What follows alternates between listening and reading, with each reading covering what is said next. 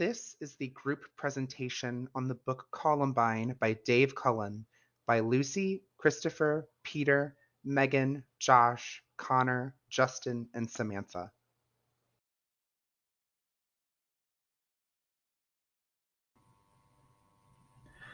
Okay, so this book was authored by Dave Cullen, and he is an investigative reporter, and he was on scene of the Columbine shootings. And in the 9 years that followed, he collected a lot of information from several different perspectives on the shooting itself, and also published two addendums to the book, one in 2010 and one in 2016, with some minor changes and updates. This book itself presents detailed information about character profiles of the shooters, Eric Harris and Dylan Klebold, and as well as the many victims. So not only does the book highlight and go into detail about the shooters themselves, but it also goes into very deep detail about the victims and also and several people that were involved, as well as the parents and parents of the victims and parents of other people in the community as well. Also, it gives detailed accounts of those involved. The book goes through a minute by minute detail of the attack, and you will see that more in the presentation to follow. Also it details very vividly the responses of the law enforcement, media, and the general public. So what happened after the attack, and how did those three groups of people respond? And Dave does a good job of going into detail about how those groups responded, not just immediately after the shooting, but in the months to come. And you will see that in the presentation.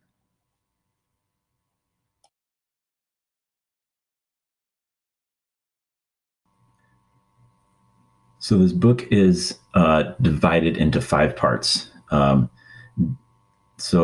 Each part presents a certain part of the attack, and also several different details about the characters, about the killers, and about the victims as well. The first part, part 1, is Female Down. That is the attack itself. Goes into detail about the attack, as well as several character introductions. So who are Eric and Dylan, and also who are some of the victims, the administrators, and stuff like that. Part 2 is After and Before. So like it says, it details the after and before the attack. So the killer's past, it goes into great detail about how Eric formed their relationships, how they formed their friendships, not just with each other, but also with friends around them that weren't necessarily involved in the attack. And also how it also details how Eric and Dylan first got into crime. Also, this part details the media response to the aftermath of the aftermath. So, how did the media portray the attack on the shooting on Columbine, and stuff like that. Part 3, Downward Spiral, that focuses a lot on the victim's healing itself, and so how did the victims take it? How are they doing? How are they healing? And what were the students' reactions to the shooting itself? Not just in the first day, but in the days that followed. And also, this chapter talks about differing accounts of the event. The presentation will go into detail about that, but there are several different victim stories that have that were conflicting, and there was a lot of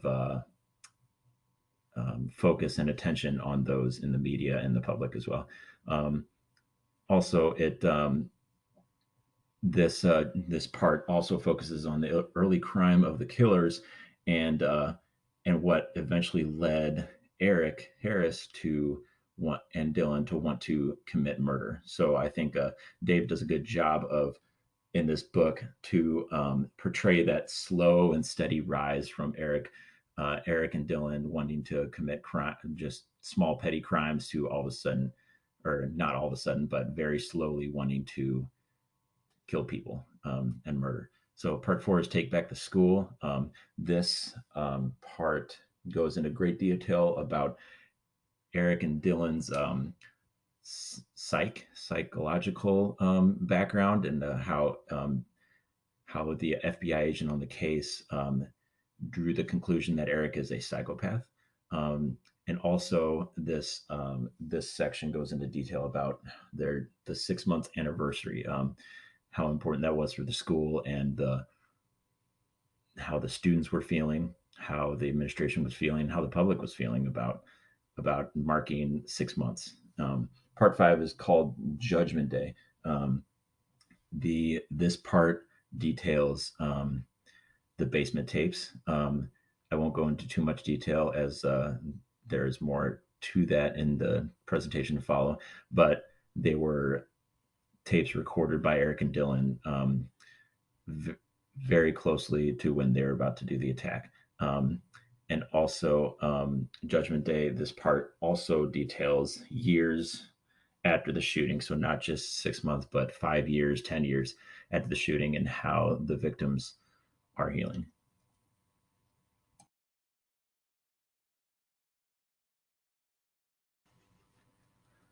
Okay, so after the five parts of the book itself, the remainder of the book includes an afterword by the author. This section is, I think, especially powerful because it focuses on forgiveness. It talks about how certain victims, especially the parents of those that were killed, how they were able to forgive the killers themselves, and also the killers' parents, because there was a lot of focus on them being responsible for the attack as well, because no one else could find anyone else to blame but the parents of Eric and Dylan. So the afterword is a really powerful section about how those victims were able to forgive the killers, and forgive the killers for what they did to their child. Um, the epilogue is a personal note, or a personal note from the author, from Dave. He talks about just conversations that he's had with victims, and also that he details the effect that the book had on himself, and the things that he and how it changed him, and things like that.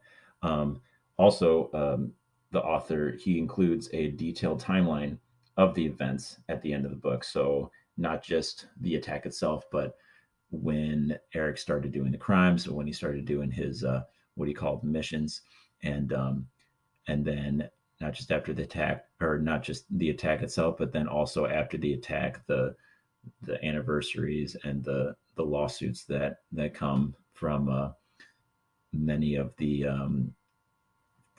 victims' families. Um, and then the appendix, it includes some interesting things. It includes pictures of journal entries, um, and homework assignments from the killer, so you can see in detail what the killers wrote and things like that, because they left a lot of things behind, um, for and their intention was for people to see it. And so you can see a lot of that stuff in the back of the book.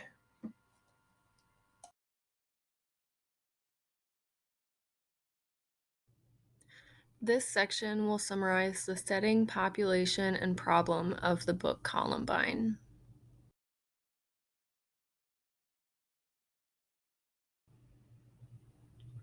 Columbine took place outside of Denver, Colorado, in Jefferson County, or simply Jeffco. Columbine High School was in this unincorporated area. The postal system referred to it as Littleton, and the residents of the surrounding area called their home Columbine. Littleton and Columbine are both cities in Colorado. However, neither of these places are where the high school was. The city of Columbine surrounding the school developed later.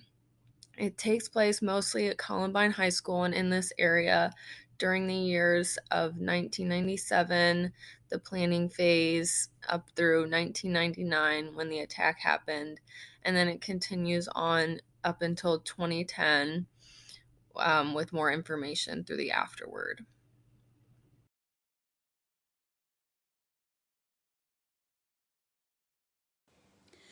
Columbine and Littleton, Colorado are located in Jefferson County in about the middle part of Colorado. Jefferson County, also known as Jeffco, was named after Thomas Jefferson, and they have a motto of the gateway to the Rocky Mountains. In the mid 1800s, gold was found in the area, and that prompted Pike Peak Gold Rush. It became a huge mining area. In From 1969 to about 1999, Jefferson County found faster growth in population than Colorado or the United States as a whole. 1969 to around 2020, they had a 153% increase in their population. Around half of the people are married, and it's about 50-50 in population, male to female.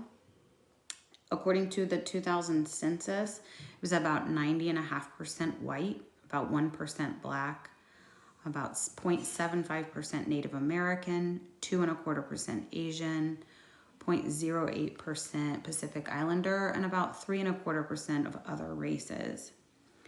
There was a large influx in the population in the late 1970s when a court ordered Denver to begin busing students. What they call white flight occurred, and a lot of white people from the city, moved out to the rural areas of Jefferson County. One of the major industries in Jeffco is the Coors Brewing Company, as well as Lockheed Martin, and there's still a lot of mining that goes on in the area. With the large influx of the population, Jefferson County had trouble keeping up, and they had to create a bunch of temporary structures for the school to be able to handle all of the new students. Prior to the 1970s, Jefferson County was very rural and was primarily spotted with ranches in the landscape.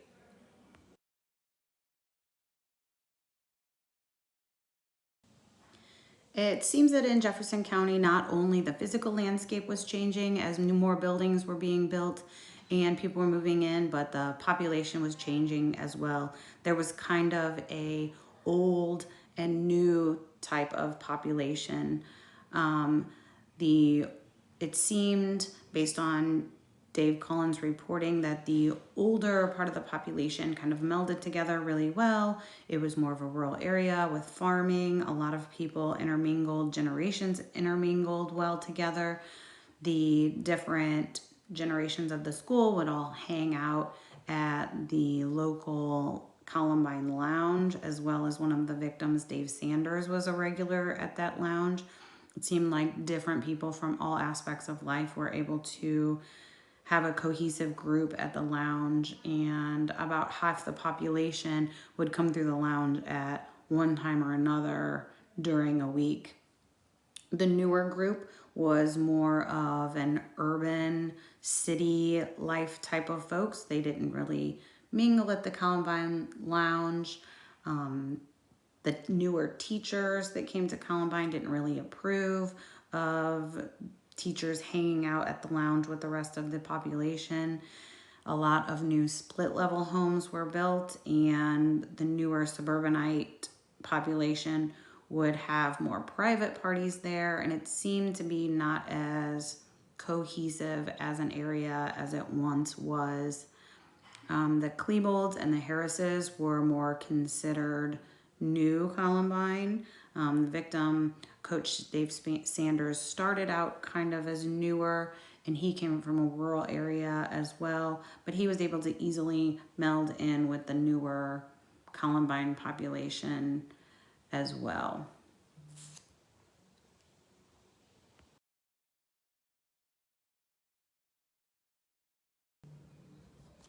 there were countless victims of the shooting at Columbine, but there were 13 people that were actually murdered, 12 students of the high school and one teacher.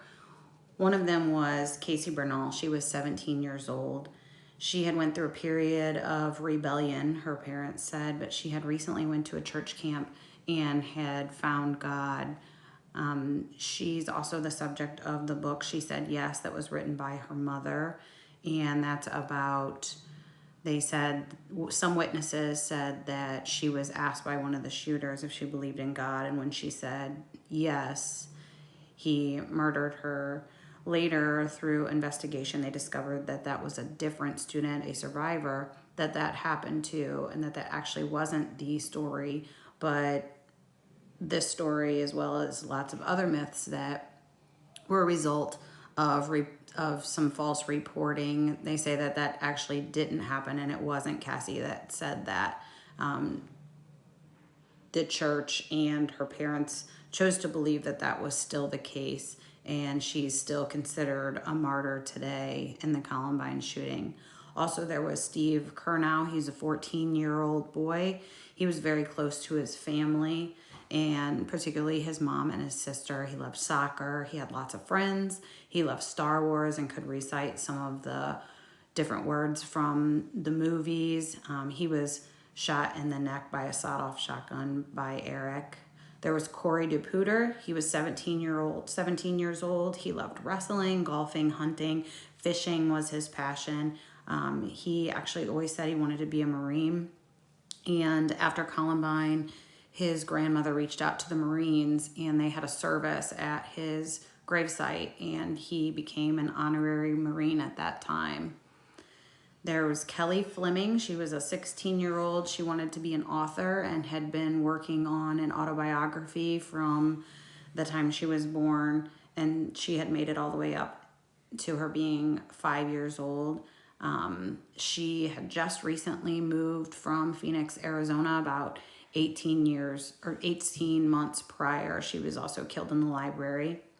There was Matt Ketcher. He was 16 years old. He was on the football team. He was an A student, always a happy guy, and had lots of friends.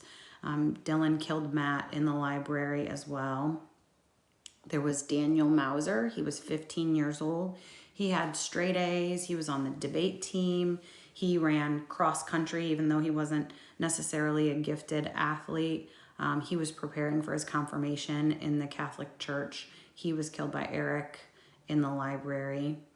Daniel Rohrbaugh was 15 years old. He worked for his dad at his stereo shop.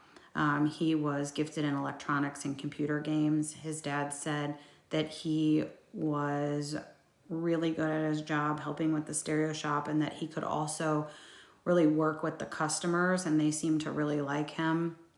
He also had worked on his grandpa's farm since he was young.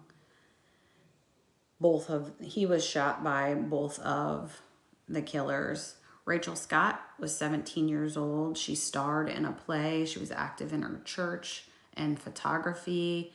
She was outside, seated in the grass, and whenever the shooting began. She was very spiritual, talked about God a lot in her journal.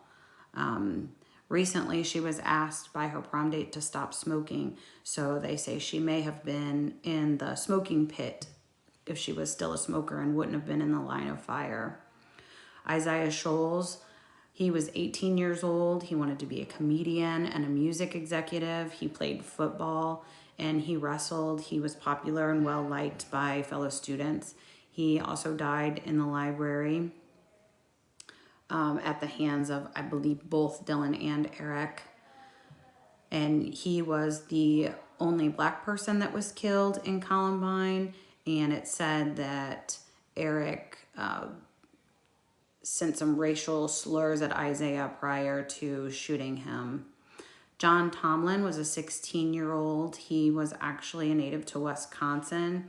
He worked at a local plant nursery there. He was in the church youth group. He loved his family and Chevy trucks, and actually had a Chevy truck that later became a memorial to Columbine and to the students that were killed. Both Dylan and Eric shot him in the library. Lauren Townsend was an 18-year-old. She was the captain of the varsity volleyball team, which her mother coached. She was a straight A student and a candidate for valedictorian that year. She volunteered at an animal shelter, and both of the killers shot her in the library as well. Kyle Velasquez was 16 years old. He enjoyed a lot of his family activities and was known as a gentle giant. He had a disability. He had a seizure whenever he was a young child, and that had caused some issues with him. His parents said they had recently moved to Columbine, and he was just kind of starting to come out of his shell. He was really loved by his family as well and really close with them. The teacher that was killed was Coach Dave Sanders.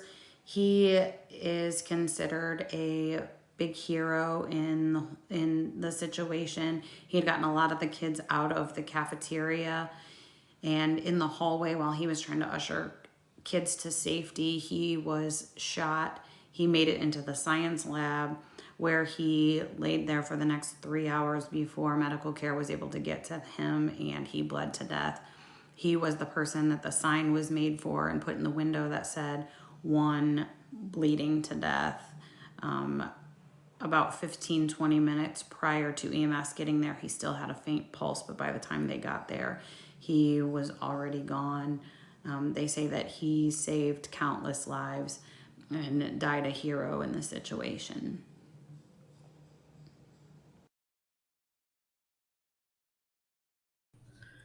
The main problem of Columbine is the question of what went wrong that caused this horrible event and what should be the takeaway. So, Dave Cullen, the author of Columbine, says that teen depression is the great unlearned lesson of Columbine. And other teen mental health problems, and just the fact that there wasn't as much support or awareness around mental health back in 1999. So there are a lot of takeaways that will be discussed later in the presentation.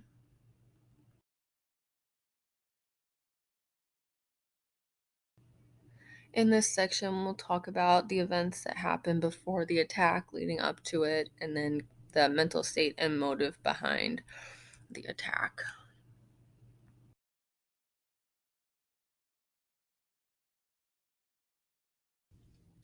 So some of the background information about Dylan Klebold and Aaron Harris is that they lived a presumably normal life. They had a two-parent household.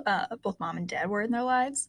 With Eric, his dad was in the military, so he traveled around a lot. Up till that point, he had only really lived in small rural areas. His mom, Kathy, was a homemaker. With Dylan, Tom, he was, I believe, he was an astrophysicist, and Sue also worked in education, actually. Both of them had older brothers. Dylan had an older brother named Byron who was having some issues with drugs, and so he was recently kicked out of the household, so there was some tension going on there. With Eric, he also had an older brother. He was actually away in college, and from what we can kind of glean from the book is that he was academically very successful, very intelligent. In terms of schooling, Dylan initially, when he went into elementary school, he went into CHIPS, which was kind of, it was called Challenging High Intellectual Potential Students. So it was essentially a program for intelligent kids. And so he did really well, fit in very well in that program, but then the program didn't extend into I believe it was middle school and a high school. And so once he made that transition to middle school and high school, that's when he started having essentially problems kind of finding his place and having these feelings of loneliness and not quite fitting in.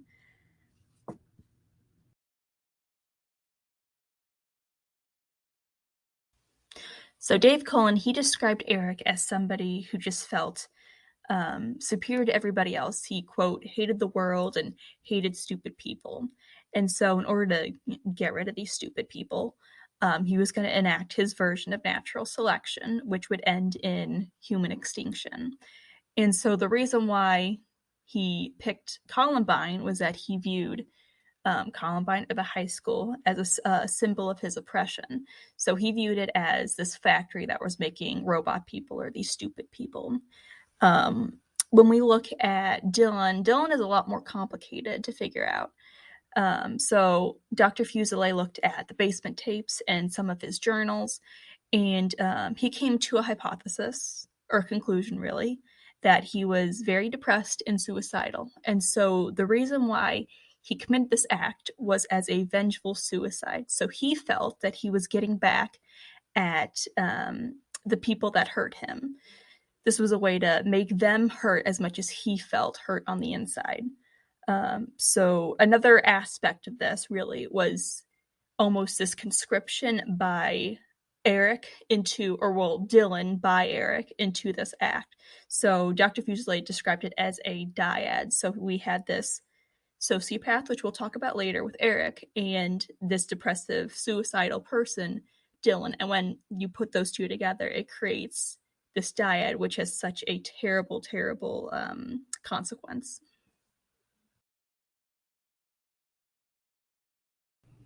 Dylan and Eric both exhibited problems with their mental health. Dylan's mental and emotional state was of extreme depression. He tended to bottle up his emotions. He was suffering with suicidal thoughts. He would have explosive, angry outbursts. He felt very lonely and misunderstood. He felt inferior to others, insecure, and very shy. And these are things that we know from what was told to other people as well as what he wrote in his journal.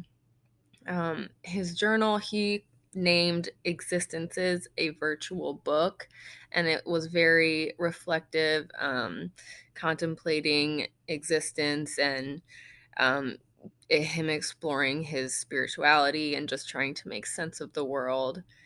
Um, and his mother, Sue Klebold, went on to, she gives TED Talks, and she wrote a book called A Mother's Reckoning. She talks about how back then she didn't know that something like this was happening with Dylan, and how important it is to be able to talk about mental health and brain health.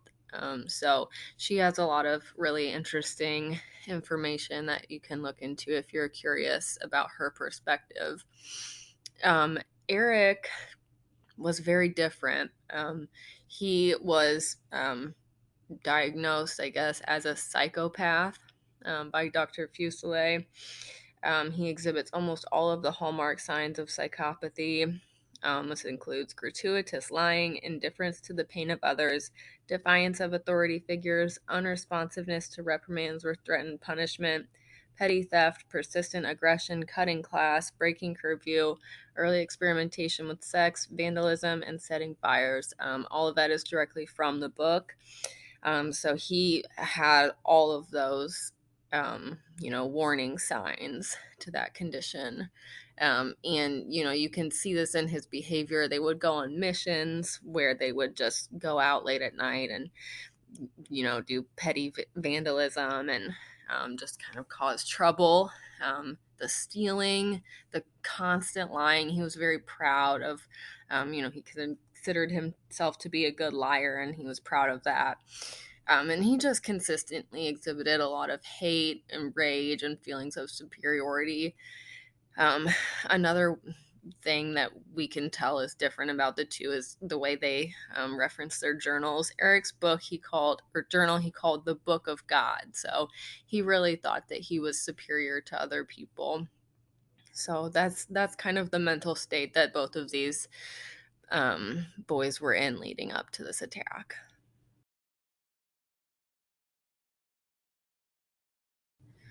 The Columbine massacre happened on April 20th, 1999, but there are some questions about whether their intended date for the attack was actually supposed to be Monday, April 19th. And they talked about wanting to top Oklahoma City bombing as, quote, McVeigh had done with Waco. The Waco siege happened April 19th, 1993. That ended a 51-day standoff between the federal agents and the Branch Davidians. And then a few years later, also on April 19th, Timothy McVeigh went on to bomb Alfred P. Murrah Federal Building in Oklahoma City. And this shows a memorial that was built for that bombing. So since they referenced the Oklahoma City bombing, there are some questions about whether that was their intended date. And they didn't have the ammo that they wanted on that day, so they ended up getting more after the 19th. So that has also led to questions of it. Some people say that some of the reasons why April 20th may have been their intended date was there was a German industrial band that Eric liked called KMFDM, and they released an album that day called Adios. That is also Hitler's birthday. And Eric talked a lot about Nazis, Germany, Hitler. So there are some questions around what the true intended date of the attack was.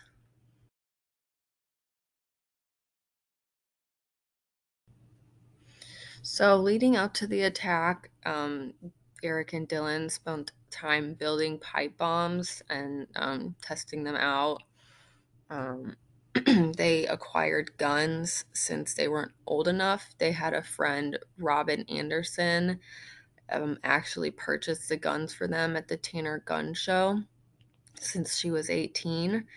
They also had somebody named Mark Maines that they knew sell a gun to them. So that was how they were able to acquire the guns, not legally.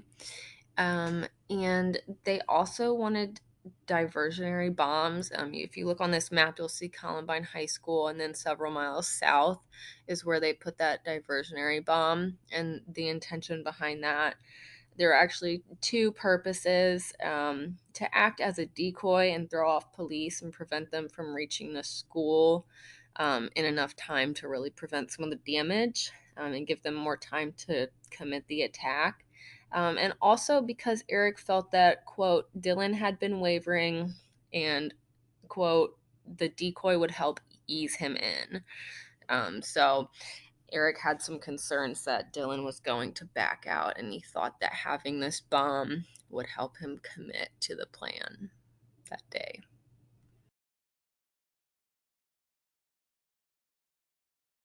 So they had pretty elaborate plans for the attack. If you look in this image, this was taken from Eric's journal.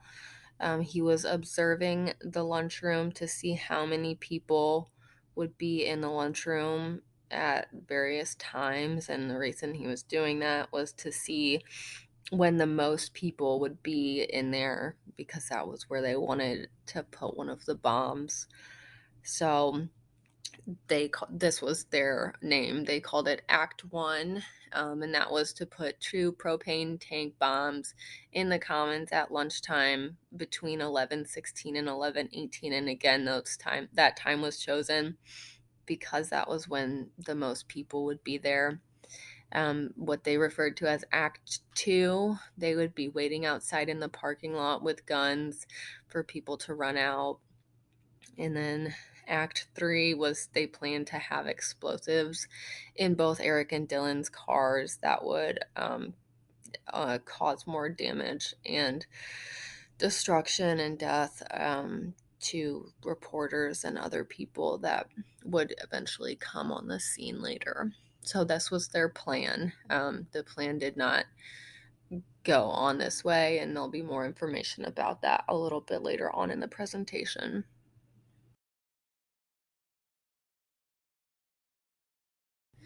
Okay, sorry about the formatting on this. When it posted to VoiceThread, it didn't really post right, so I apologize for that. But there were a lot of events leading up to the attack. Of course, this isn't all of them. This is a lot of the major events. I'm just going to go through them pretty quickly because we could spend a lot of time here. But in 1997, they started doing their missions, building pipe bombs. Um, Eric had a website with a lot of hateful language and threats, and it was reported to the police by one of his friend's parents. And also this year, Eric, Dylan, and Zach were suspended for breaking into lockers. Zach was a friend that they had who later got a girlfriend, and they stopped spending as much time together. Um, so those arrows are not where I wanted them to be. But so when his website was reported and they were suspended, that was an opportunity to intervene. That was an opportunity, a red flag for somebody to say, something's going on here. And there were several more of those later on as well. In 1998, Derek and Dylan were arrested for breaking into a van and stealing things. Later on, there was a pipe bomb found near Eric's house. Eric's dad caught Eric with a pipe bomb that spring. In March, they began the diversion program intakes from that arrest back in January. And then in April, a search warrant affidavit was drafted but never acted upon. So pretty much everything, all of these major events, again, these were opportunities for intervention. There was law enforcement involved, parents involved. People were becoming aware of the violence and just criminal activity that was going on. And then in 1999, sorry, some of this is hard to read. In January, they completed that diversion program. In January, they also bought the Tech 9 gun from Mark Maines. They began practice shooting at Rampart Range. That arrow on March 15th is supposed to be with Chris Morris, but they began filming their basement tapes, so like an explanation of what they were doing and planning. Eric attempted to recruit a friend, Chris Morris, who kind of didn't take it seriously, but he could have, that combined with everything else could have given a clearer picture of what was going to happen. Eric was talking to a Marine recruiter and kind of just didn't really follow through with it. He didn't really seem to have a clear plan for his future. April 17th was the prom, and then April 20th was a Tuesday, and that was when the attack happened.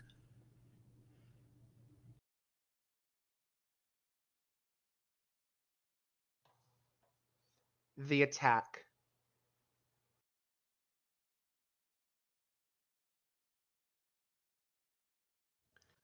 Setup of Plan A or Act 1. So the boys woke up early and started their preparation at about 5:30 a.m. This preparation was to collect their explosive power. They did not have the means to store without a lot of questions the propane tanks as well as the gasoline inside their house. So they waited until the day of and collected all this stuff early in the morning. Eric used the propane tanks and gasoline canisters to put together his makeshift bombs, and the rest of the supplies they used to just get ready for the rest of their attack. Some of the trash from the propane tanks, as well as the rest of their early preparation in that morning, was found in their bedrooms after the attack. So, sometime before 11 a.m., the decoy bomb is planted. These were the bombs that Eric assembled using those propane tanks and gasoline canisters, as well as some wiring. Um, this was also a way, as Eric stated later, for him to ease Dylan into this. He felt that once they planted this bomb and had it set to go, Dylan would be committed to this plan, where Eric had some suspicion that Dylan was starting to falter. Uh, you can see in this photo up here, this is about a 2020 approximation of where that decoy bomb was planted. And it's about 3 miles south of the school, close to the Klebold household. So at about 11 a.m., Eric and Dylan arrive at Columbine. Now, it's not known exactly when they arrived because the cameras that would have picked them up were having their film replaced at that point. They normally would have been replaced at this point, but the janitor was running a little bit late. So the exact timing of when they arrived, as well as when they plant the rest of their bombs, is not caught on film. Uh, but as you can see from my diagram down here, uh, Klebold parked in the senior lot where he normally would, while Harris parked over in the junior lot, so that they would have quite a big range of sight between the two of them of kind of the entire school. They had sight of the west entrance over here, where a lot of students would leave, and they also had sight of the main entrance, the main student entrance, which is where a majority of the students would enter and leave. They believed that having this positioning would keep themselves safe from each other's gunfire, but give them the maximum window to take down anyone fleeing the fireball of the commons. Both Eric and Dylan were dressed very conspicuously. They both had on black trench coats, black combat boots. Eric in a white shirt that said Natural Selection, and Dylan in a black shirt that said Wrath. Dylan also had on his trademark Red Sox cap facing backwards. In addition to the bombs that they had brought, their cars were also rigged to play as bombs as well. The time frame of 1114 to about 1118 was a very crucial time for this maneuver because it mostly failed. So at about 11:14 a.m., the decoy bomb that the boys planted sometime earlier ended up fizzling. Someone ended up moving the bomb partially, and then the exploding mechanism just kind of banged, but didn't actually detonate the entire bomb. And as a result, only a small brush fire in the grass there started. But about the same time that this bomb is fizzling, Eric and Dylan head into the school to plant their cafeteria bombs. They both walked in, placed their duffel bags, and walked out somehow without being noticed by the crowds of students that were starting to form in that room. Um, they placed their cafeteria bombs right at the main pillars supporting the library above, and their goal was to not only kill as many people as possible inside the cafeteria using those bombs, but to bring down the library on top of anyone who had survived the blast. Computer simulations would show that had these bombs worked, there's a very high possibility that the library would have collapsed. So at about 11:17 a.m., the boys were back at their cars and readying themselves to begin mowing down any survivors that were leaving the cafeteria. And while there were students leaving the cafeteria and heading to their cars during this time, the boys did not open fire on these students. It seems they really wanted to stick to their plan and wait for those bombs to go off. They were communicating via hand signals that they had developed themselves to let each other know what was going on. But at about 11:18 or so, Harris realized that the bombs were failing, and so he had to proceed to plan B, which there really wasn't one. The last known interaction with Harris before his attack was with Brooks Brown, where they met at Harris's vehicle, and Harris told Brooks, I like you now, get out of here. And he did, and then very soon afterwards, he heard the shots being fired.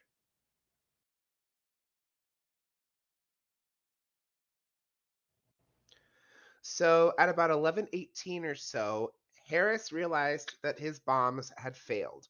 So, at some point, there was an unknown interaction between Eric and Dylan, where Eric actually left his position and joined Dylan in the senior parking lot.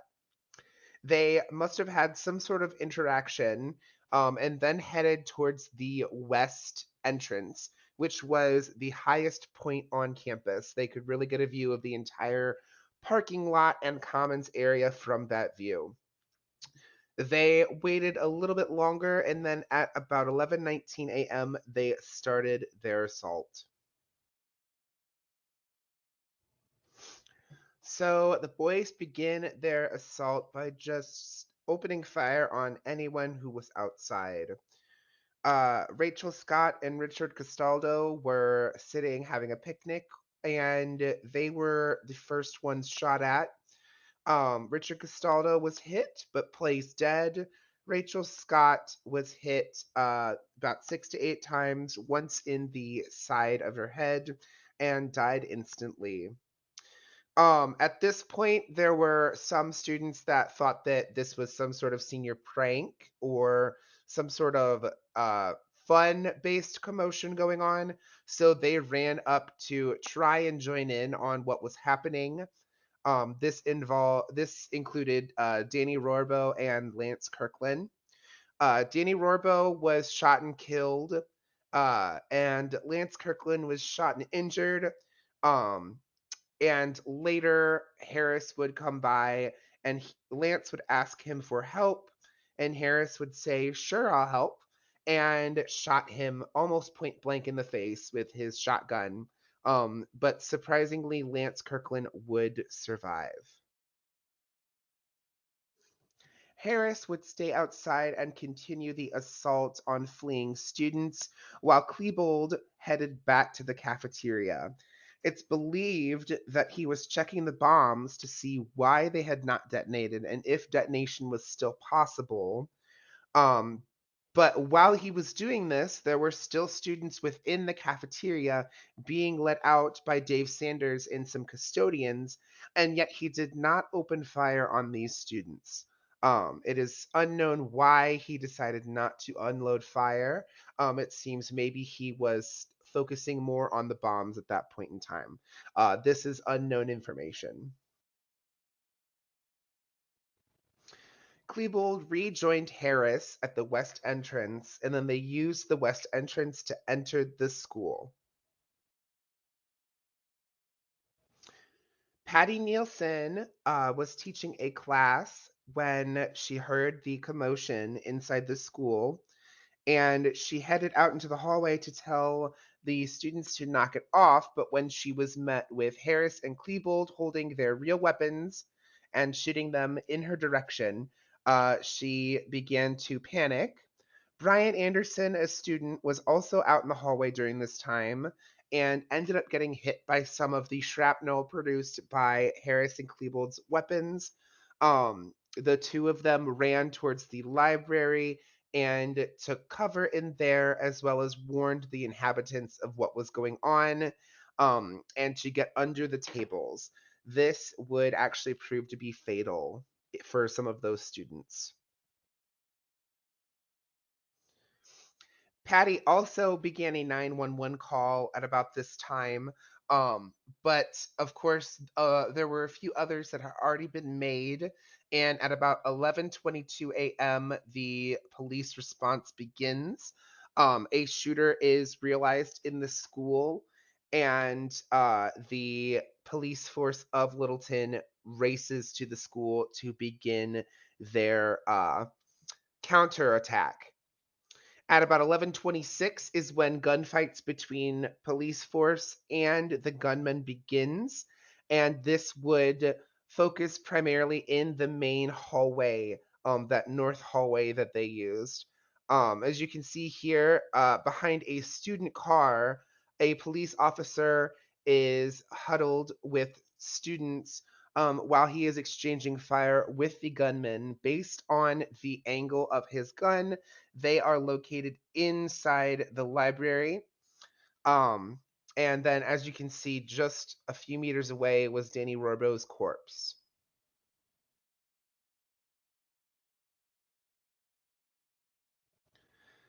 The most infamous part of their attack was the library massacre. This took place from 11:29 to 11:36 a.m. and is regarded to as 7 minutes of terror. Patty Nielsen had been on her 911 call for the entirety of the assault since she first called. And when Harris and Klebold entered the library, Harris said, "Get up," loud enough to be heard on this 911 call. While the boys did not target anyone specifically in their assault, there was somewhat discriminate killing and torture within the library. Witnesses said that they did mention white hats and sports logos as being prime targets, and this information would perpetrate the myth that they were targeting jocks. Among the victims were Kyle Velasquez and Isaiah Scholes, both of which were minorities, Kyle being Latino and Isaiah being black. Kyle was also disabled. There was also a lot of playfulness and begging within the library massacre. Harris is stated to have said peekaboo when peeking under tables before shooting students dead. And there was also um, begging forced onto the students for their lives and for the lives of others. Among the victims as well as the survivors were Cassie Bernal and Valine Schnur. Cassie Bernal was the girl that was shot after Harris poked his head under the table and said peekaboo. She was shot and killed instantly. Valine Schnur was injured by a buckshot and was begging for God not to let her die, where Harris asked her if she believed in God.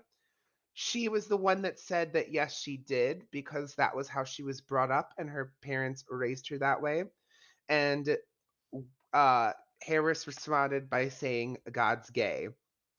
Valine would end up surviving this ordeal, and it wouldn't come out until a few days after the incident that she was the one that pronounced her faith. It was believed that Cassie Bernal was the one that did, and this would cause a lot of confusion later on. The majority of the killings the boys did during their assault happened in the library. 10 individuals were killed and 12 were injured. One of the 12 was Patrick Ireland, who is known as the boy in the window. He was caught on TV climbing out of that window despite having half of his body paralyzed and completely unaware of what was going on around him.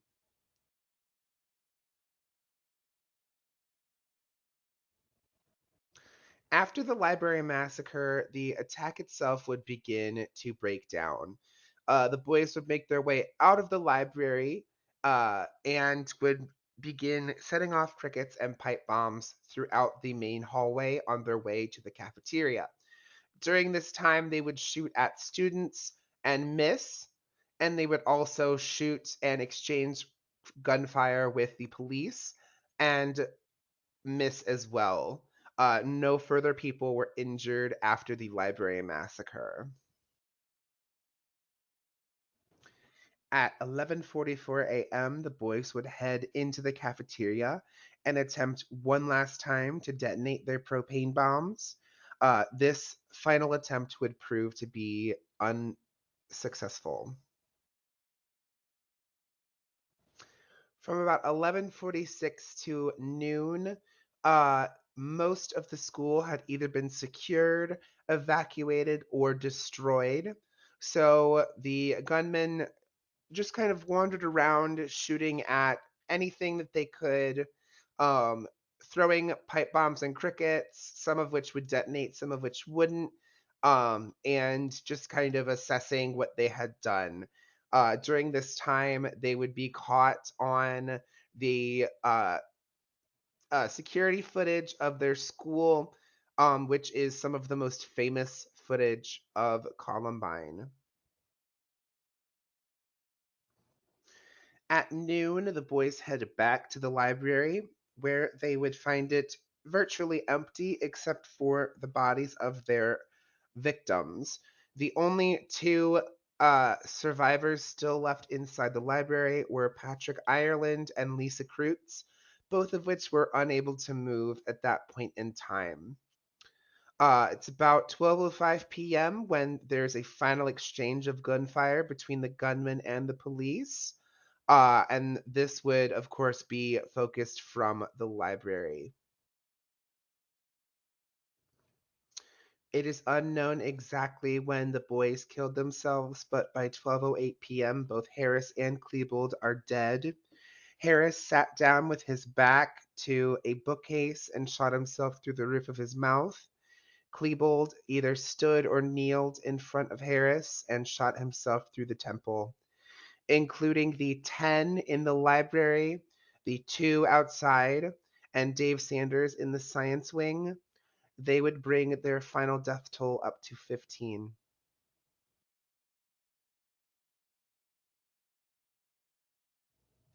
There were a lot of amazing maneuvers that survivors made during the attack. Outside during the initial attack, there was a lot of evasion and luck combined with poor aim. The students fleeing the scene were either effectively able to evade those bullets, or due to Harris and Klebold's inexperience with the weapons, they simply were not hit by bullets intended for them. For students that were hit, a lot of them feigned death if they couldn't move anymore. And this ended up having them survive. Harris and Klebold really did not shoot at what they believed to be already dead bodies. Um, so this ended up helping them survive. Uh, a majority of the students that did make it out were sent over to Clement Park, where the main police force, as well as the survivors were collecting. Inside the school, there was a lot of luck as well as smart behavior. Principal Frank DeAngelis was in the gym area when he heard the commotion. He vividly remembers seeing a group of about 20 girls leaving the girls' locker room to head outside, when in the other direction he saw the gunman coming their way. He ran to get the girls safe, and they came up to a locked gym door. He had a ring of about 35 keys in his pocket, and by sheer luck, he managed to grab the one key that opened the doors to the gym. He managed to get those girls into a safe closet and locked them in before running out of the school to try and secure more of it. He wanted to go back into the school, but SWAT had arrived at that point and he was forbidden from entering the scene, as it was declared a crime scene and a secure perimeter. Patty Nielsen was the teacher that confronted the shooters and told them to knock it off, believing that it was a school prank or some sort of movie scene that was being shot. She did not realize the severity of the situation, and when she was shot at, she freaked out and ran to the library where she warned the students inside. Science teacher Dave Sanders, alongside custodians John Curtis and Jay Galatine, worked to clear the cafeteria of all students and send them upstairs to safer locations in the school. John Curtis and Jay Galatine would leave soon after, but Dave Sanders would stay behind to try and secure as much of the school as possible. Sanders worked very hard to save as many students as he could and secure as much of the school as he could, but he did come face to face with the shooters alongside a student. They ran to take cover when Sanders was shot twice. One of the bullets left through his mouth, destroying some of his teeth. Um, but the student was unharmed. They made it to Science Room 3, where he was attended to by some students that knew first aid. and he would remain here for quite some time. It is believed that had SWAT and a triage team made it to him sooner, he would have survived his injuries. But due to the handling of the SWAT response and the access to the school, due to the live bombs, he ended up not surviving. His efforts to save students, though, ended up probably saving quite a few more souls than would have survived had he not done what he did. So he is regarded to as a hero.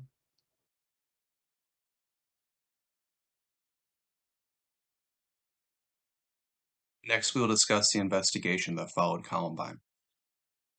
The investigator from the Jefferson County Sheriff's Department was Kate Baton. When she arrived at the scene, she already knew who her suspects were. She quickly compiled dossiers on Eric and Dylan. The investigation team searched Eric's house, where they found a sawed-off shotgun barrel, unspent ammunition, the fingertips from a pair of gloves, fireworks and bomb materials, a page from the anarchist cookbook, packaging for a gas can, and evidence of bomb experimentation. They also found journals, computer rants, an audio tape, videotapes, budget, diagrams, and timelines. From Dylan's house, the search recovered several pipe bombs and some writings, but his hard drive had been wiped clean. The first FBI agent on the scene was Agent Dwayne Fouzier, a veteran agent, clinical psychologist, terrorism expert, and one of the leading hostage negotiators in the country. He was also a Columbine High School parent. Fouzelier's team developed the fundamental tactics of hostage standoffs.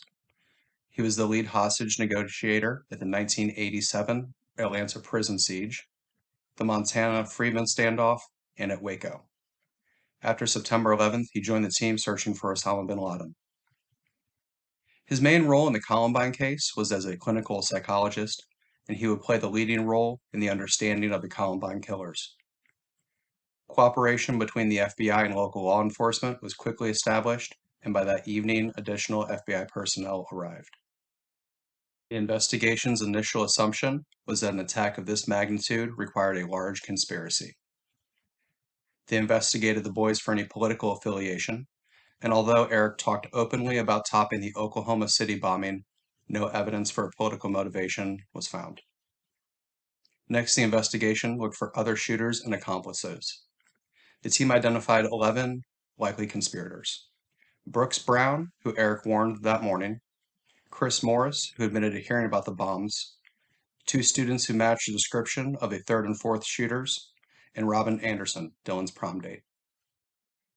When no evidence of a large conspiracy could be found, the investigation turned to answering one question: who bought the guns? Brooks Brown and Chris Morris were cleared by the investigation, but Robin Anderson was brought in for questioning. Robin admitted that she bought Eric and Dylan the guns at the gun show. Eric and Dylan were both too young to purchase the firearms, so they told her that they wanted them to go hunting. Eric's website was discovered within hours or minutes of the killing. Eric's website contained disturbing and incriminating material, but was primarily a place for Eric to vent his anger. The FBI's investigation centered around Eric and Dylan's journals and the tapes recovered from Eric's basement.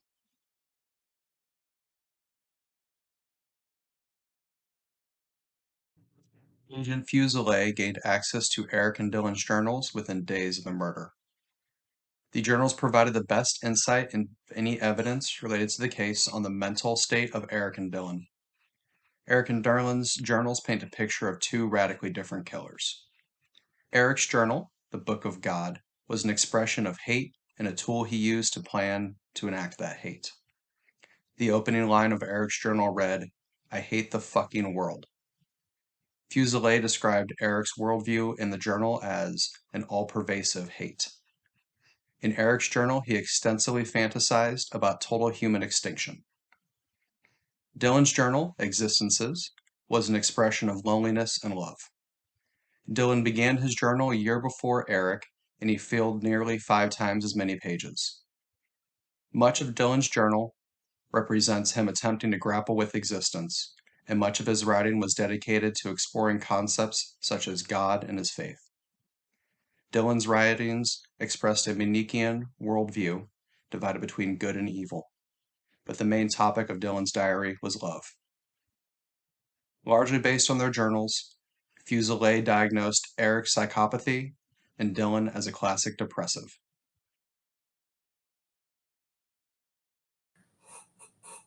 Here we have a page from Eric's journal. On the left, we can see a diagram of a section of Columbine High School, and on the right, we have a feature of his writing.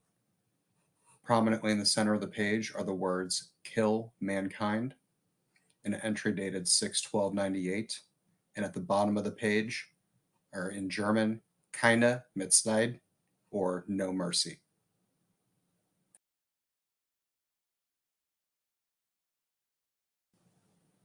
In contrast to Eric's journal, here we have a page from Dillon's journal, Existences, as you can see by the diagram illustration on the left side of the page.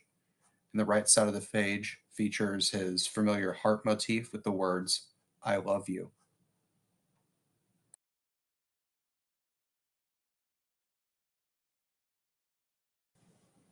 Agent Fuselier was introduced to the tapes recovered from Eric's basement about a week after the murders. Among the tapes discovered was a goodbye tape filmed that morning. Other tapes discovered were directly intended by the boys to explain their motivation for the massacre. They began filming the tapes on March 15th with a camcorder checked out from the video lab of Columbine High School. Like the attack, the videotapes were intended for an audience. On one tape, the boys ranted for over an hour. The boys made it clear that they intended to die, but their legacy would live on. Quote, "We're going to kickstart a revolution," Eric said. "I declared war on the human race, and war is what it is." The journals reveal the boys' motives, but the tapes reveal their personalities. In their short films, Eric couldn't act. His psychopathy helped him fool those around him, but he came off as stiff and lifeless on camera. Dillon, on the other hand, excelled on camera, letting his emotions loose on full display. From these tapes, we can see the dynamic between Eric and Dillon. On tape, Dillon appeared to be dominant, but constantly can be seen glancing at Eric for approval. Eric, on the other hand, preferred to stay behind the camera, directing and prodding Dillon from his position of control.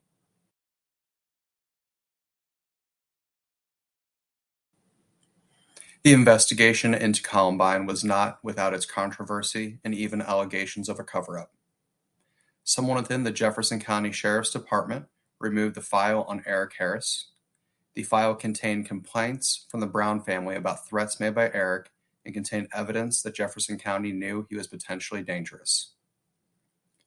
In September 2003, a Jefferson County Sheriff's Department report dated August 7, 1997, was revealed that included 8 pages from Eric's website, including evidence of his plans and pipe bombs. A subsequent grand jury investigation discovered evidence of significant wrongdoing in the department's attempts to suppress information. The Sheriff's Department delayed the release of its final report until Judge Jackson ordered its release. The report was loudly criticized for ducking the central question of why and providing 700 pages of what, how, and when. The role of the media's myths and impact on the day of the attack.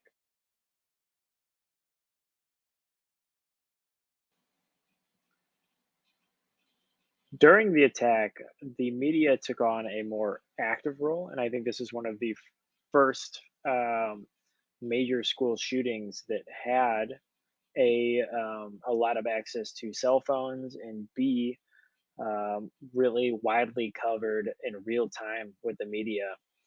And so this kind of had multiple effects throughout the course of the attack. First off, students were calling in to 911. They were calling into the media. The media was actually, a lot of these news stations and journalists were actually interviewing students still in the school. And that caused a huge problem with most specifically misinformation. Um, the biggest one being the number of shooters. Throughout the attack, both of the boys ended up switching clothing. And what this ended up doing is that some students saw them in one outfit and then some saw them in another. And this created this confusion as they were adding these reports that there were four total shooters. And possibly even a shooter on the roof as the bombs were going off, the pipe bombs were going off. And there were reports that somebody was up there. It turned out to just be a maintenance guy, but that got wrapped into, oh, there's a possible shooter that's on the roof. And what this did is it severely impacted police operations.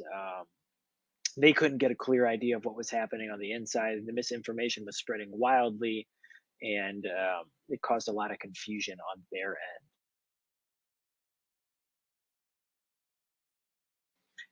In the hours following the attack, the media really helped create and perpetuate myths about the event and who was involved and the motives.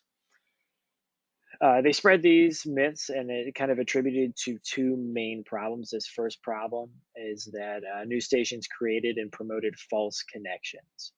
Um, I mean, immediately 1 hour into the horror, news stations were portraying the shooters as homosexual goths performing a death pact for the year 2000. They were attributing to the trenchcoat mafia, a group of individuals that like to just wear trench coats.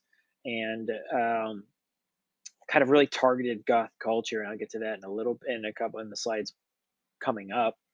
But they really perpetuated these false connections by using uh, phrases such believed to be and described as, and they will present information about the event or the shooters and all of that, and then we'll also mention TCM, that trench coat mafia, and leave the viewers to make that connection. And so they were the ones feeding this connection.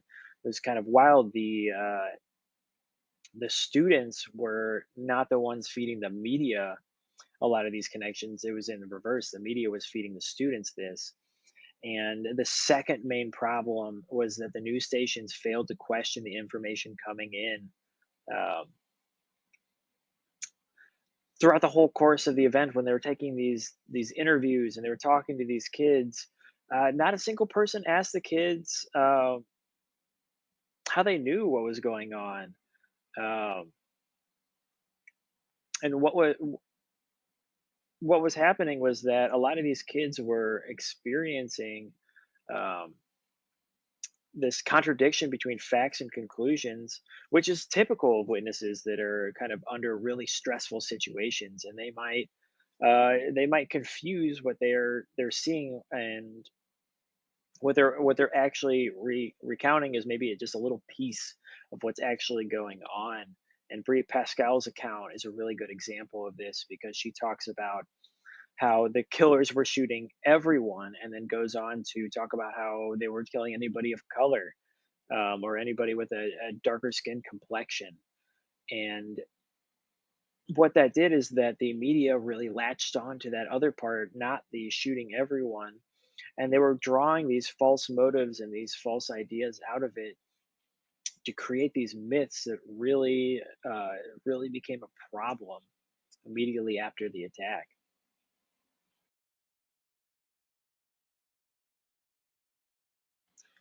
So one of the main myths is the connection between the killers, Eric and Dylan, and the trenchcoat mafia. And this is something that the media kind of implanted in the viewers and the people listening in.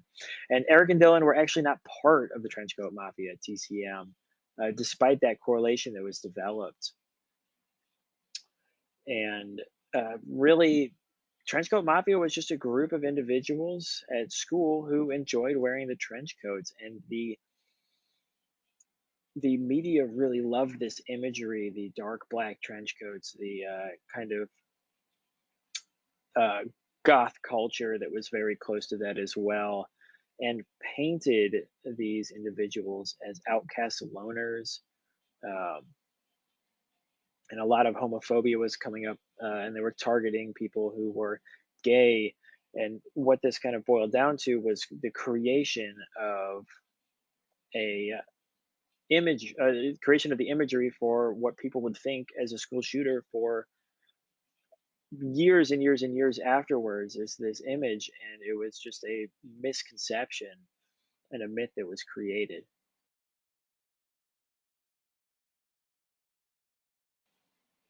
So by nightfall, many of these main myths were just deeply established, and the misinformation really spread from there. And this is kind of how they were built. A lot of the information coming in were from witnesses under duress. They were in stressful situations. Like I kind of talked about before, they really weren't taking in the whole scene, or maybe um, they were in so much stress that the information is blocked out.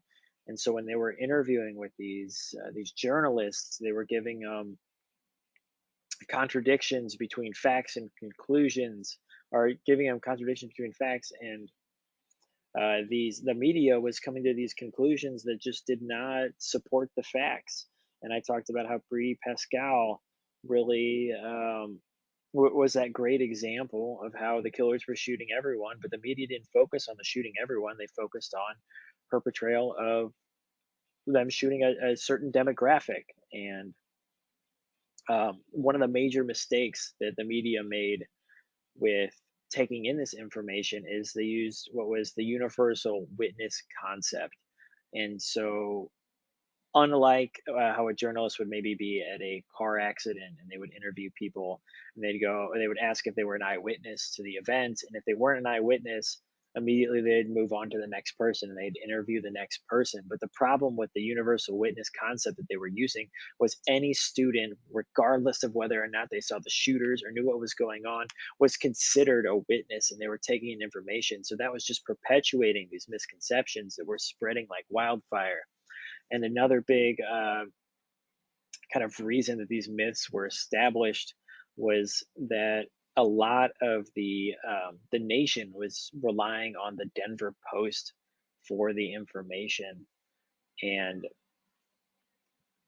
not the Rocky Mountain News, that actually was one of the first ones to put out the correct information, or the most correct information about the event.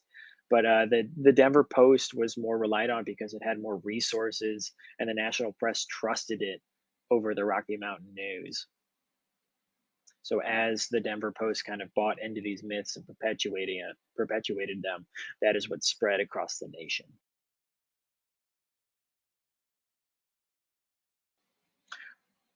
The role of the media, that long lasting effect after the event.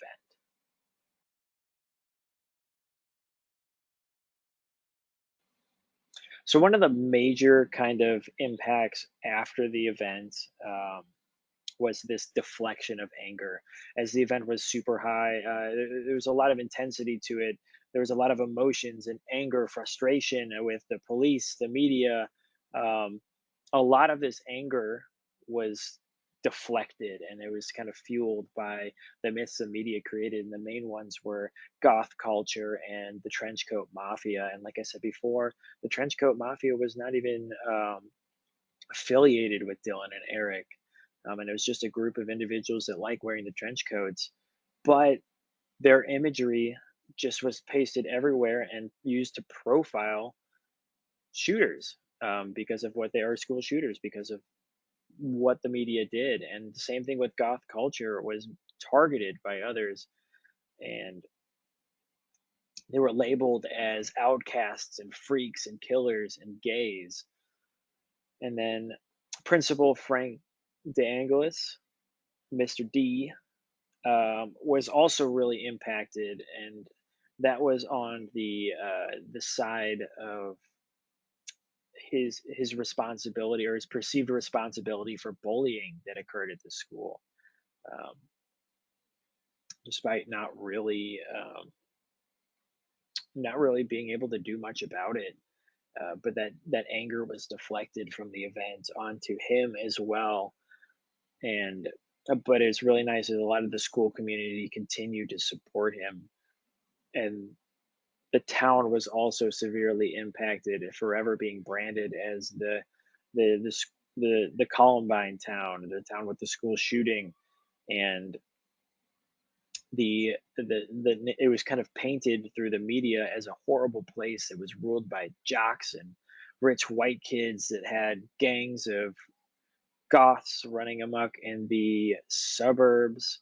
And so the town itself was devastated, and its image was really affected.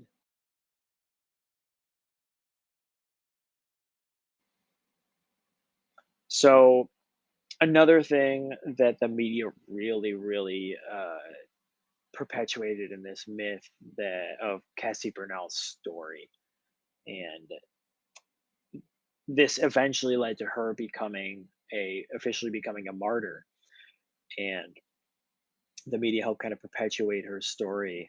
So what happened is that there were accounts of this girl, Cassie Bernal, in the library, and one of the boys took him aside and held her to gunpoint and asked if she believed in God. And in response, um, she proclaimed her support and was shot to death. Well, the the Christian community used this. They labeled her as a martyr, and they used this opportunity to recruit for the church. Um, and even the family and the church ended up making a book. She Said Yes, which is on this slide right here.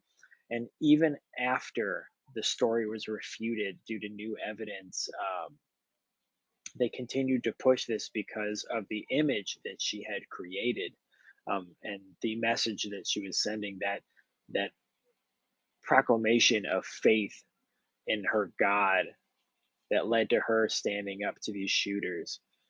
And this really this myth helped reinforce that the killers were targeting specific individuals. In this case, it was Christians, and that kind of perpetuated one of the smaller myths about maybe the motivation was religious based. Uh,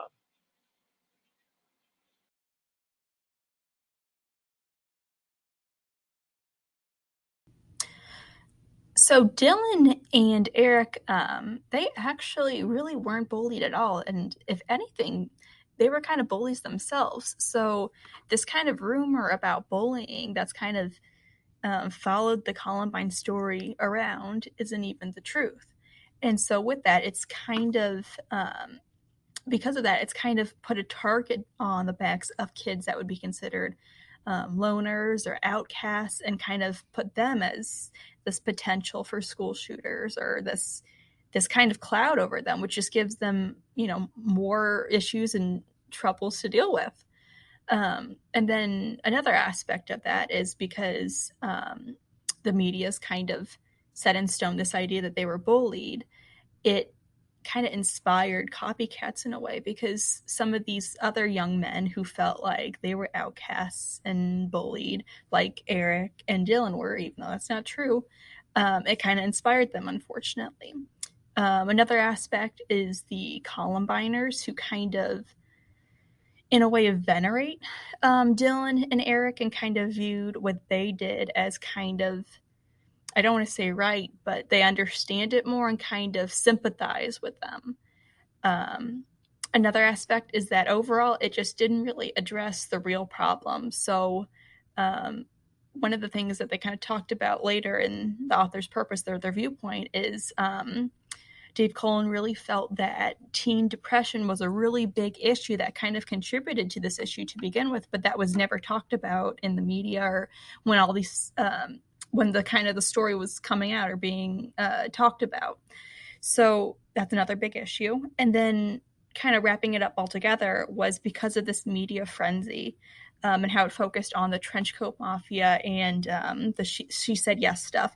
It kind of took away the importance of what they were talking about earlier, but then also kind of put in this template of what would happen in the future whenever there was a big salacious story going around. They would take whatever was just fascinating to the audience, like, like I said, something salacious, and then whatever it was that is set in stone, that's what happened. There's no time to reflect and actually see, okay, this is what happened.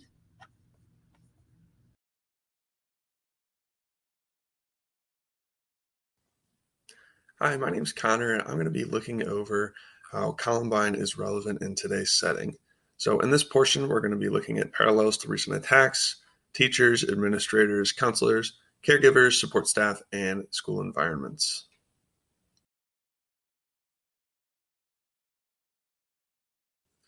It's probably well known that there have been several school shootings since the events of Columbine, and many of the attackers in these other tragedies have cited Eric and Dylan as some of their main inspiration for the attacking, actually. They say that their goal is to top the body count at Columbine, to write their name in history. But since the incident at Columbine High was handled so poorly by responders, many of the protocols for handling the similar situations have changed. Police have now more means and rulings to enter buildings and stop shooters, and have more information on how to deal with psychopathic shooters such as Eric. We're going to look at that in detail a little bit later. But at the bottom of this slide, you can see two of the most notable Columbine copycats, Sandy Hook and Virginia Tech. The shooting at Virginia Tech actually is to this day the deadliest school shooting in history.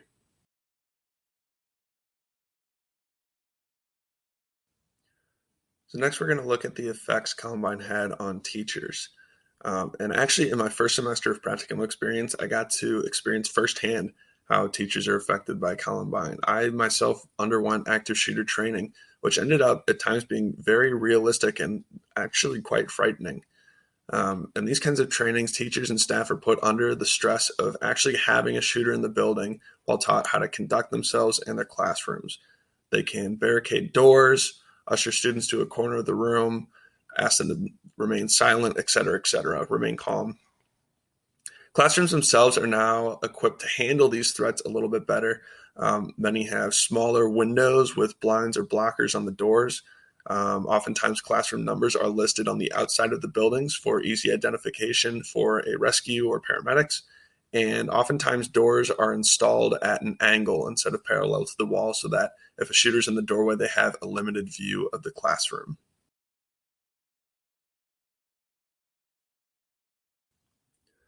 And teachers aren't the only ones who need to be prepared for active shooters. Administrators now often hold emergency plans and kits in case of the event of an active shooter or another threat. They go over protocols on how to enact these plans and distribute supplies from the kit, and these are determined in advance. Many schools go over these plans as often as every quarter, but I've also seen every semester, every year. Some districts even involve their administrators in community-wide emergency response teams, which can help prepare entire areas outside of the school for the threat of an active shooter.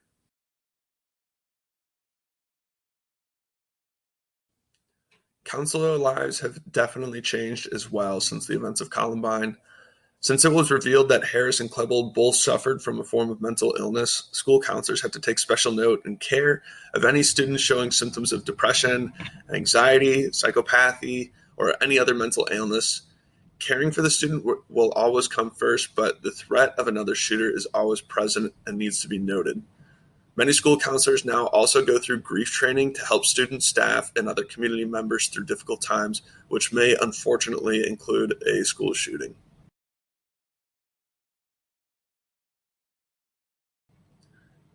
Caregivers and family members since Columbine may be more wary to look out for quote unquote killer tendencies in their children and students after both Eric and Dylan's families reported not suspecting anything, and they admitted to being duped and manipulated by their children. Medical caregivers as well have altered their procedures for mass tragedy, and many hospitals have installed emergency command centers and protocols. Previously, a lot of hospitals reported simply just sending every patient to the ER, where they were helped on a first come, first served basis, and this was just not up to snuff for the tragedies of Columbine.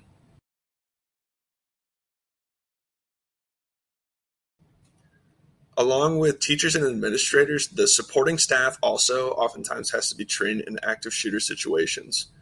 And actually, a lot of times, this training is more important for the supporting staff since they don't have a classroom or office of their own to kind of duck and cover if there is a shooter. They're going to be roaming the hallways and more of a threat. On top of this, the daily routine of a lot of supporting staff members has changed as a result of Columbine. For instance, visitors now, whenever they come to the school, instead of just signing in at a secretary's desk from a clipboard, they'll oftentimes have to buzz in through a screen or a video camera or behind bulletproof glass even. So that's one example of a big change.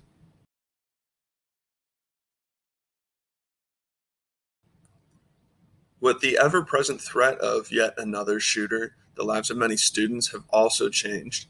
Many schools have placed metal detectors at the entrances to their building to prevent guns and other weapons from entering the school.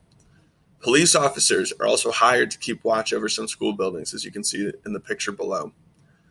Students may have to wear an ID badge or a card, follow a dress code, or in some instances, I've even seen students wearing see-through backpacks to prevent another trench coat touting villain from roaming their hallways. As well as these measures, schools, not students, have implemented zero tolerance policies in regards to talking, writing, or mentioning any threat towards the schools. This is often met with a suspension or some sort of other punishment.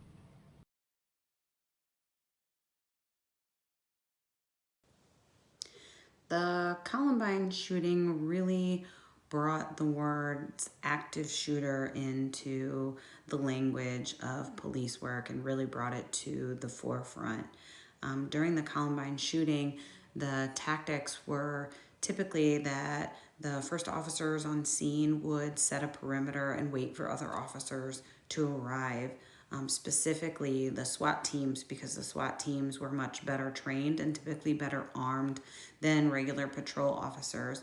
In Columbine, the school resource officer was able to engage one of the shooters outside of the school, but once he retreated into the school, he did what he was trained to do and fell back. They started establishing a perimeter. Other officers got on scene. The SWAT team was called. Once they arrived, minutes and minutes later, they were able to take a small team and go into the school and try to stop Eric and Dylan. And then other officers were able to form small teams later on and do that as well. That took many, many minutes and probably cost the lives of lots of other students. Another part during Columbine was it took about 3 hours for EMS to be able to enter the school. Typically, even now, paramedics and EMS don't enter a school until it's considered safe by law enforcement. And that's what happened then, which most likely cost Dave Sanders' life as he bled to death in the science room waiting for someone to come help. Now there is a system called Alert that was established in 2002, and that is the Advanced Law Enforcement Rapid Response Training Team. In 2013, the FBI called that the national standard in active shooter training, and they've made a lot of adjustments to the response. One of the adjustments they made is they started out saying that they don't have to wait for SWAT. Any officers can form a small team, and particularly if there is active shooting going on, they can go into the building or the school or wherever that's happening. Another goal of Alert is to train all different agencies, local, state, national. They've even trained some international agencies. So everyone's kind of on the same page as the training that they have received. Alert trains officers in every 50 states, the US territories. So any of these different groups of officers, even if they don't work together on a daily basis, can come on an active shooter team scene, and they know as a team what to do, and they can reach that building and neutralize the shooter. Before, it was kind of different trainings from different agencies, and everyone has different tactics on what they do. This is really to make a cohesive response no matter what agency they've come for.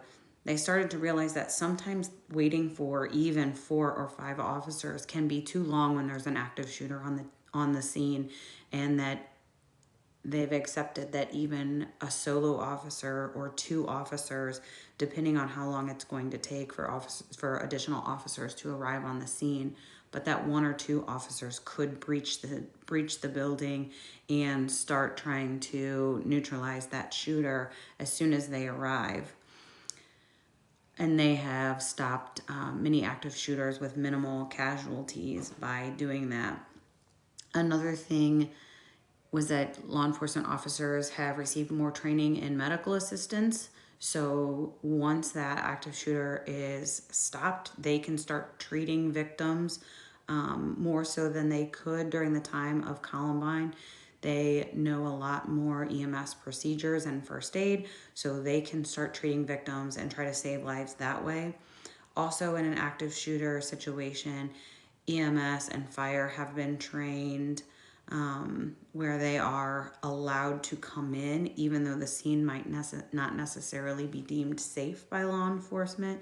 Law enforcement can establish a warm zone where it's not the hot zone, it's a little over to the side, and police officers can provide a cover or a safer area so where they can allow paramedics in to start treating victims quicker so they can hopefully save lives. Also, another thing that has changed is that they realized there was really a need for a command to start right away. Typically, that's handled by fire because fire treats all of their calls as a command situation where they all come together, whereas law enforcement officers typically work more solo, and as they arrive on scene, they can start a command. So they've realized that a main command and organizing group is more appropriate so people aren't stepping on each other's toes, blocking entrances, blocking exits, and everything can be more organized. They're doing a lot of research on active shooter situations as they come about and changing their tactics. They say it's kind of a cat and mouse game because active shooters also study previous shooters to try to have the most negative effect as possible. And so law enforcement is always kind of trying to be one step ahead, but that's difficult to do. There's a lot more research that's done, and the Uvalde Police Department has got a lot of heat recently because the tactics that they used, as far as we know, again, we learned from Columbine that the media comes out with all kinds of stories, and it's really difficult to know what the truth is until time has passed. But it appears that the Uvalde law enforcement did not follow these new tactics that they were trained in by alert to go ahead and go in as soon as possible. So they're getting a lot of heat from that and backlash, and it will be interesting to see how that all plays out. But there's definitely a lot more work to do as far as police tactics in active shooting situations. But they've also come a long way.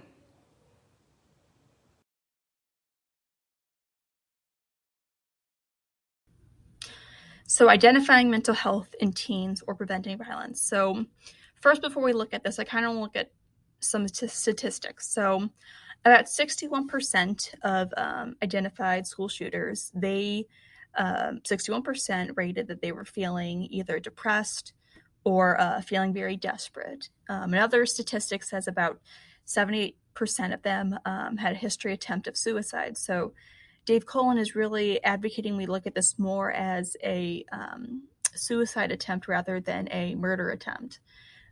So with that being said, one of his suggestions to prevent this is to look at teen depression. One of ways to kind of help and alleviate this teen depression is to hand out this form called a PHQ. So his suggestion was handing out this form early in the morning during advisory before the school day even really begins. And in this PHQ, it would have multiple questions asking, are you feeling a certain symptom of depression? Now, it doesn't say a symptom. It gives very specific questions like, have you been able to sleep recently? And so the responses would be not at all, sometimes, most times, or nearly every day. And based on a numeral score, they could kind of determine whether or not that the student may have some signs of depression. So his idea was to take these PHQ scores and give them over to counselors and kind of help them address some of this teen depression. Another aspect that Dave Cullen talks about is just trying to have a supportive school environment. So, not just teachers and counselors, but also students are creating a culture where um, everybody feels comfortable talking about mental health needs and depression.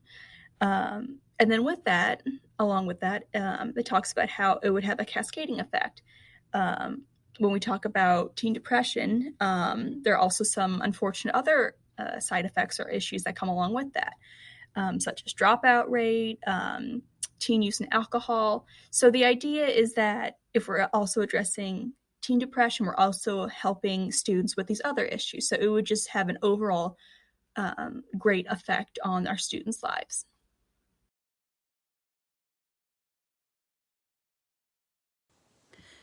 Dave Cullen arrived at the scene of the Columbine massacre within an hour. He is a journalist and he spent the next 10 years trying to really find out what happened and why. Two of his main questions that he was driven by to write this book was why did they do it and how has the community started to recover.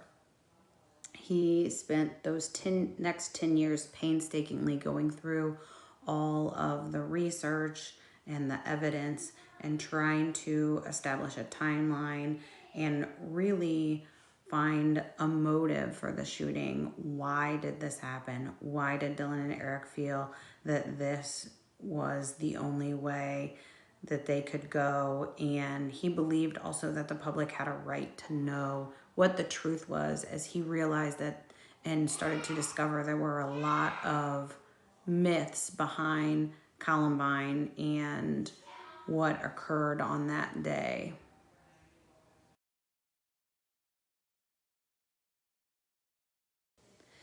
Dave Cullen wanted people to understand why Eric and Dylan resorted to this kind of violence and what was going on in their lives. He really talked a lot about teen depression and what could have been done or could have been seen to prevent this, but he also didn't think there was anything that really could have been done with Eric. A lot of the signs he believed were 2020. He believed that Eric was a textbook psychopath, and it would have been difficult to, number one, root out what he was planning, but number two, to prevent it. He found that Dylan was a depressive who was more suicidal than homicidal and thought there were many opportunities to help Dylan and maybe would have prevented him from being involved. He asked the question about was there a profile for school shooters. He dispelled the myth that the profile of the killers in Columbine were, you know, picked on, nerdy, unpopular, outcast, because neither of them really were. He talked about some solutions that he believes would just be paying more attention. Um, about 80% of people who plan something like this do talk to other people. So he thinks other students being able to have someone trustworthy to talk to. Again, he didn't really think that it could have been avoided for Eric, and that he would have found a way to commit some sort of crime or murder, regardless what of would have been done. He talked a lot about the media blunders. He said that the media was trying to report on what they knew. They thought a lot of sources were reliable when they weren't.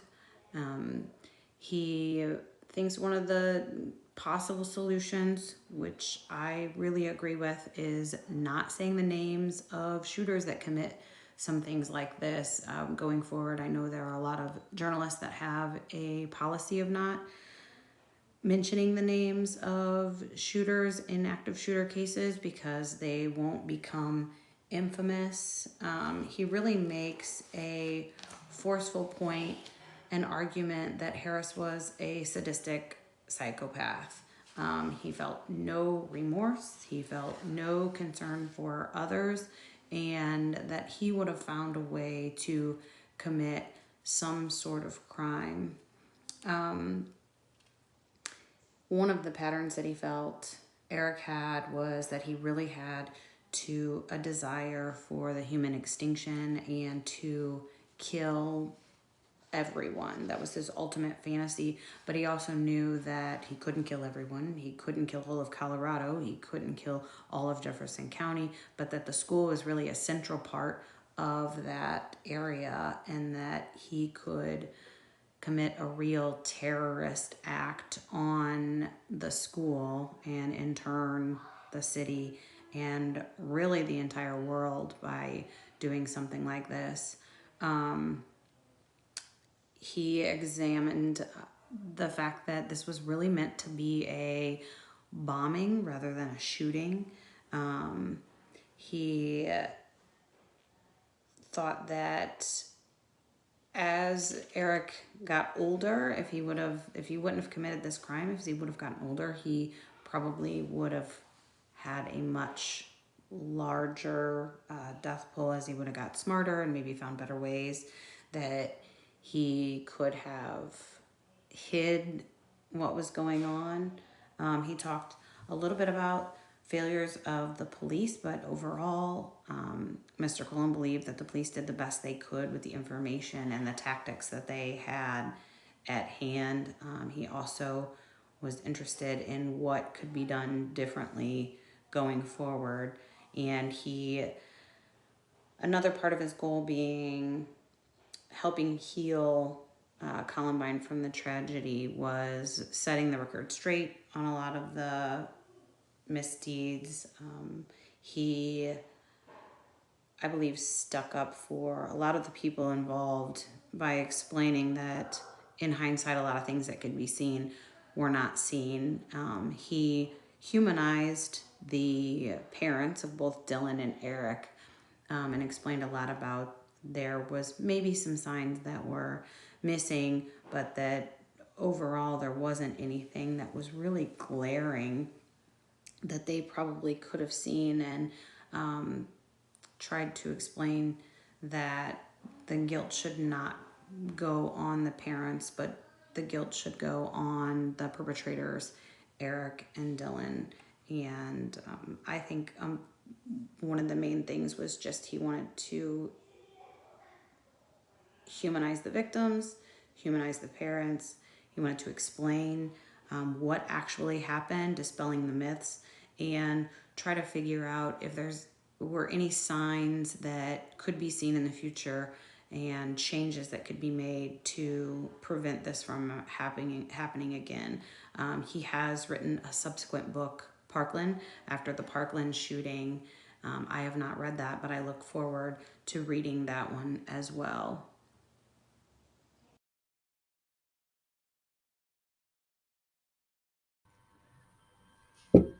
So, in wrapping up this presentation, as for final thoughts and what we as a group learned, I think with our collective thoughts, we can probably talk for hours about it, what we learned about this book and the Columbine tragedy itself. But I will briefly sum it up um, and do a couple points. First, I think this book ultimately just gives us a very small glimpse into what it was like to live through a tragedy like Columbine or like a school shooting in general. Um, Obviously, for those who never experienced it, um, we will never know what it actually completely felt like to live through a school shooting for the victims, for the parents, for anyone that was directly involved. But I feel like this book paints a really, really good picture of what it was like.